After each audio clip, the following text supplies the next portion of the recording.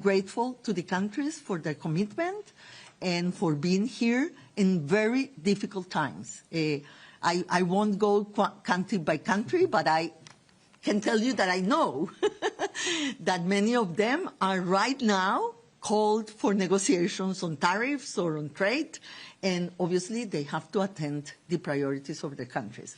So they have been very kind to be in touch, to be engaged, and we only have a grateful attitude towards all of them. Yes, if I may add, I just wanted to convey again a clear message from the Spanish government of support for Rebeca's leadership and for the work that UNCTAD is doing. My presence here is a token of that support, but it's not just about being in the meeting, it's showing support also in terms of the discussions and in terms of the follow-up of the different initiatives that are agreed upon in the meeting. So it's not just the day of the meeting, but it's what comes actually afterwards, where I'm sure all my colleagues, my fellow ministers, will also be pushing for the excellent work that Rebeca is doing. Thank you. Yes, please, from the back of the room, identify, and we can take the question. Thank you. I am Antonio Broto, journalist for Spanish news agency EFE. My question would go to the Minister Cuerpo. Can I ask it in Spanish? Yes? Okay.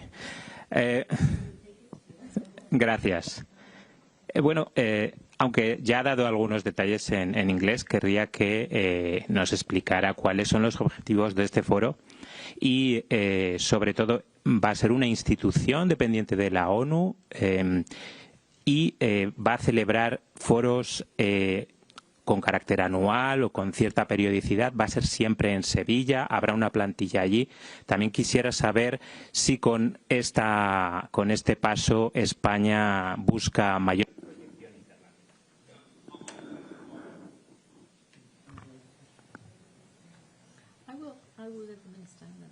¿En inglés o en español, lo que prefiera, ministro? Sí, respondo en español.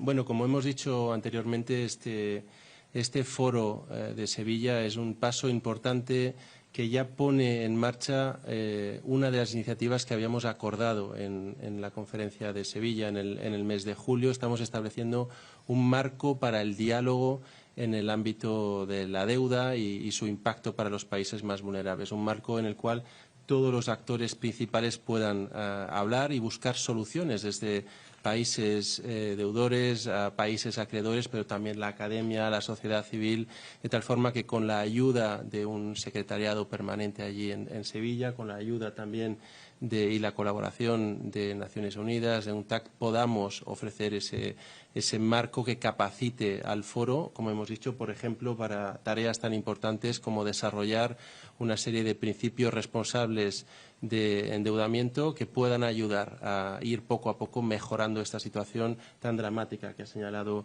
la Secretaria General. Por lo tanto, lo que prevemos es que se establezca físicamente ya en el primer trimestre del año 2026 en Sevilla, como hemos dicho, con la idea de tener por lo menos una gran conferencia al año en la cual podamos ir destacando estos resultados. Yo soy ambicioso y yo sé que Rebeca también y aquí lo lanzo, no lo hemos terminado de discutir, pero a mí me gustaría que los primeros resultados entregables de este foro pudieran darse de cara al primer aniversario de la conferencia de Sevilla, es decir, para julio del año que viene. Disculpe, ¿alguna reflexión sobre la proyección internacional de España gracias a este foro? Sí, perdón. Bueno, lo que tenemos nosotros, o el mensaje esencial es el que he dado también anteriormente, es el respaldo de España a la agenda y al sistema multilateral y, en este caso, el respaldo decidido a la agenda de financiación al desarrollo. Somos conscientes de que ahora más que nunca países como España tienen que dar un paso adelante y la importancia de actos como el de hoy y de iniciativas como la del Foro de Sevilla no tiene que ver con España, sino con el sistema multilateral y el hecho de que nosotros queremos mandar ese mensaje claro de apoyo, de refuerzo, y lo hacemos no solo con un discurso o con la presencia en una reunión, sino yendo un paso más adelante y, en este caso, poniéndonos a disposición de Naciones Unidas para la creación de este importante foro.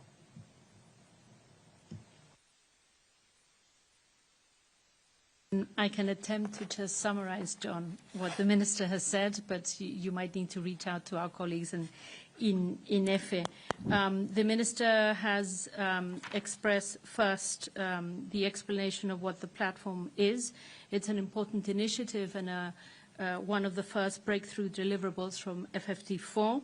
It's a forum of dialogue on debt where all can participate, borrowers, lenders, experts, and it will have a permanent secretariat in Seville, Spain, to develop key deliverables such as the principles for responsible borrowing and lending.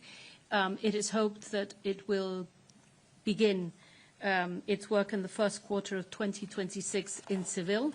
It's an ambitious project, an ambitious first deliverable, and the Minister hopes it will be up and running by the first anniversary of FFT4 in Seville in July 2026.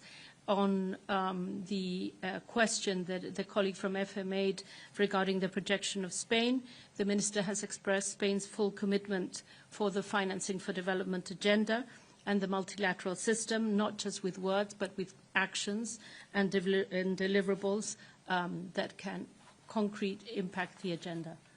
I hope that is what you said, Minister. Better than I did. Thank you.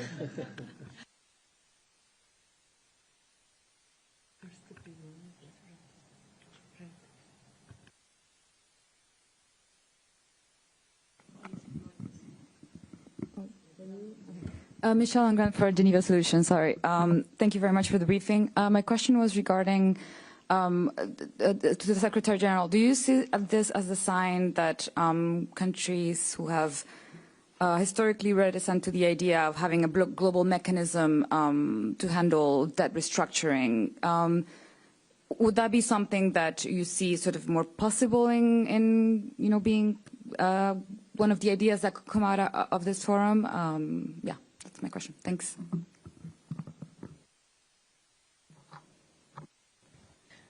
I will allow also USG Lee to come here. Let me try to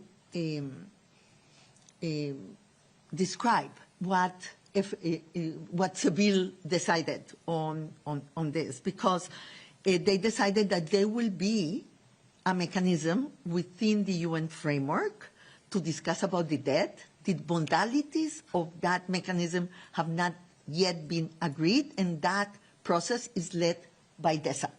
And so I will allow USG Lee to refer to that. There are two other things that are mandated, yes? One is the Borrowers Forum. That is not a mechanism for negotiation. It's a mechanism, it's a safe space for borrowers to talk between them, to exchange knowledge and experience, because when you are in a negotiating space, whatever you say is part of the negotiation, yes? And many times they don't talk to each other on what they have learned from the negotiations, what has been the experience, what worked or hasn't worked, and the knowledge is lost. One of the things that the borrowers want then is to bring that knowledge for everybody, that experience for everybody, and to talk about the real problems that they are facing in their own management of the debt and negotiations. And so it's strengthening the voice of the borrowers to be better equipped for whatever they have to face in managing the debt or in negotiating the debt. So that is the Borrowers Forum. And the third part has been the working group on a responsible lending and borrowing. And that we hope that in the Seville Forum on debt, that will be taken forward precisely because it requires a multi-stakeholder approach, yes? You have to discuss that with creditors, with borrowers, with academia. You have to see the best ways to make it happen. And the forum also will serve the purpose of an open conversation between everybody in innovating, looking for new ways. And many of the issues that we have put forward before will be discussed in that forum.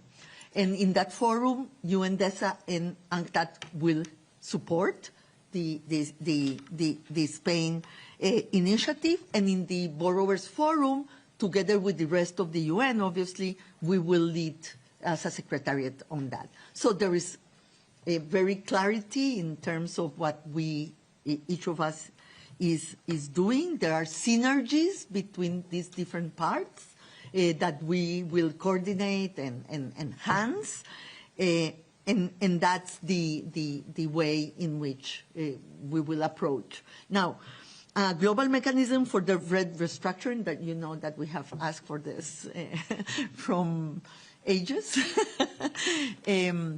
it has to be, it cannot be decided by us.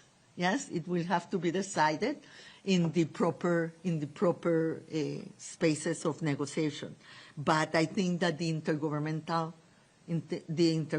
process in the UN that will be led by DESA will be a very important part of that process. But USG, please. Thank you, Madam Secretary-General. Just a supplementary remarks. It is very true under this Compromiso de Sevilla, leaders endorsed 3 main tracks to address the debt challenges. Number 1, borrowers forum or borrowers platform by borrowers, mainly from developing countries, to exchange, to engage among themselves, then to strengthen their voices in the process, either with the IFIs or with other financial institutions. Second, it's about this working group on the responsible lending and borrowing principles. Now, today, we are going to launch this Severe Forum on debt, which actually will first and foremost focus on these principles. And third one, as Madam Secretary-General mentioned that we are going to launch this intergovernmental process within the United Nations. The member states are going to develop and discuss and decide the modalities resolution, how we can operationalize the third stage. All those 3 tracks would interlink with each other, complement to each other, and reinforce each other. Thank you. Thank you very much. I think we will take 2 further questions here. I think our Reuters colleague, and then at the back, one of the speakers has to travel in just an hour, so would I appreciate that you keep the questions clear and short and identify yourself. Thank you. Good afternoon. Thank you very much, everybody, for this briefing. Olivia Lepoidovert from Reuters. 2 questions, if I may. The first is, can you outline what challenges you may face in bringing all countries along in supporting this initiative, particularly those who have shown resistance in the past to discussions about debt restructuring? And just also particularly keen to touch on this complex geopolitical environment in which you're launching this initiative. I mean, what impact will that have in terms of this climate of development cuts and attentions being elsewhere, particularly on defence spending, in trying to really drive this initiative home? Thank you.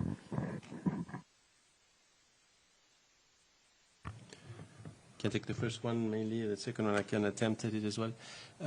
So the idea with the forum is that it's really an open space for discussion, and that we are out of the usual straitjacket of institutions which have to do with difficult restructuring processes or others. So here it's really a way for us to think a bit outside of the box, and all together, not just creditors and debtors, but academia, civil society and others, and of course with the help of the UN system, we can actually push this discussion further.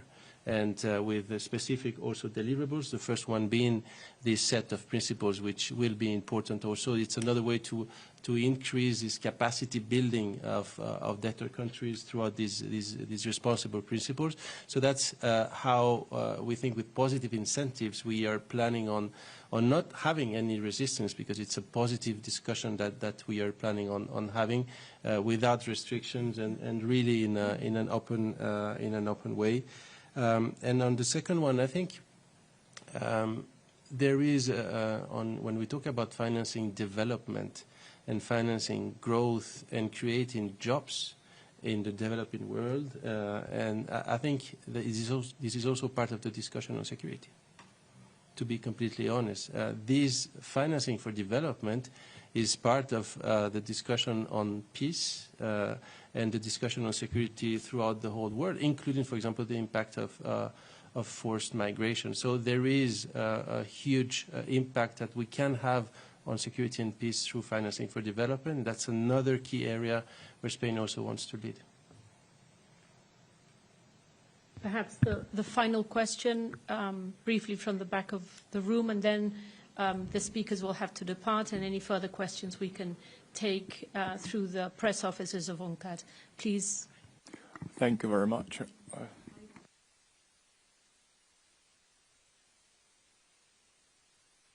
Thank you very much. This is Mr. Liang from China Economic Daily. Thank you, moderator. Thank you, distinguished panelists.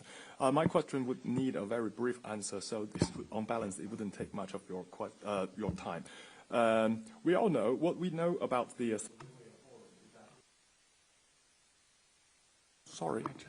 So what we know about the Seville Debt Forum is that it is the perfect platform for dialogue, for conversation. But what is not clear as of yet is what kind of dialogue, what kind of interaction between lender country and borrower country are expected to take place. So my question is this forum going to encourage and accommodate all kinds of dialogue that works to the effect of reducing that burden? Or is there some dialogue which might better take place in a unilateral way that you, in capacity as the forum, say you'd better do it bilaterally? For example, bilateral debt exemption, debt waivering, this kind of thing. Are they going to be also encouraged by this forum? And if so, do you have a fear that this perfectly designed multilateral platform could be misused intentionally or unintentionally as a vehicle for a bilateral race to the bottom, maybe not to the bottom, where every country are taking place, where every dialogue taking place in this bilateral manner? Thank you. I'll try to give an answer to that. So the main, as you said it yourself, so it's an open space for dialogue and cooperation. And on this, the principles for responsible lending and borrowing, I think, is a good example. But another one, as we just said, would be to follow up on, for example, on the initiative on debt pause clauses. So we have debt pause clauses with the need to enhance their use, to harmonize also their own capacity within contracts, debt contracts in the future. So these are high principles that then can be actually implemented on whichever contract or on whichever debt relationships that will arise in the future. So this is not, I would say, a space foreseen for detailed or bilateral discussions, but really a forum to avoid getting entangled, as I said, in usual straitjackets and having a true open discussion. Maybe the other day when we were discussing the Borrowers Forum, I got to the conclusion that it's important to say also what these spaces are not only what they are. And these are not spaces for negotiating the debt. And I think that that's the important part. And sometimes we get confused, yes? But not in the Borrowers Forum, not in the Seville Forum on debt, are spaces for negotiation. In that sense, we are not competing with the common framework of the G20 or the round table in the IMF, but we think that this will give complementary parts for the decisions that will have to be taken. And tools, exactly, and tools too. And maybe we will have better solutions to propose because we are doing this. You know, sometimes, you know, these discussions, and I was in government during the debt crisis of Latin America, so I know what I'm talking about. You know, that many times the discussions, when they don't go out of the walls, you know, they get permanently around the same ideas, yes? And so I think that there are synergies, there are complementarities, but there is no substitution of, the formal mechanisms that have been agreed. So maybe that clarifies.